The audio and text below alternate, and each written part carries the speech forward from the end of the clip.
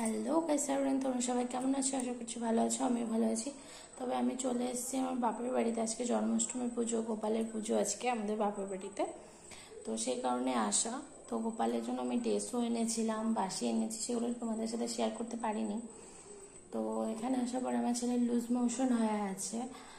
তো বাইরের কোনো জিনিস খায়নি, তারপরেও কেন তা আমি বলতে পারছি না। তো কি কি ভোগ রান্না হয়েছে সেগুলো তোমাদের দেখাবো, আর আমার ছেলে গোপাল সেজেছে সেটাও আমি তোমাদের দেখাবো। তো ভোগ যখন রান্না হচ্ছিল তখন আমি ছিলাম না, আমি মার্কেটিংয়ে গেছিলাম।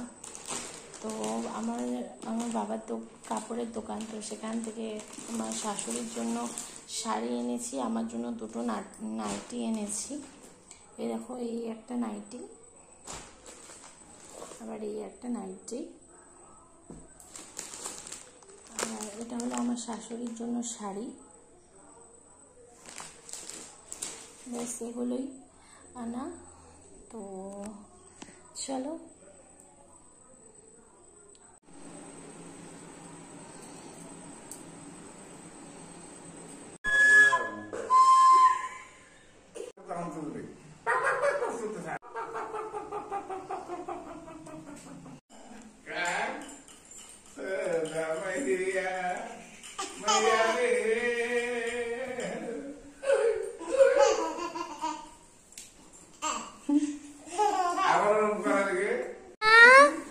এ নাও বাসি।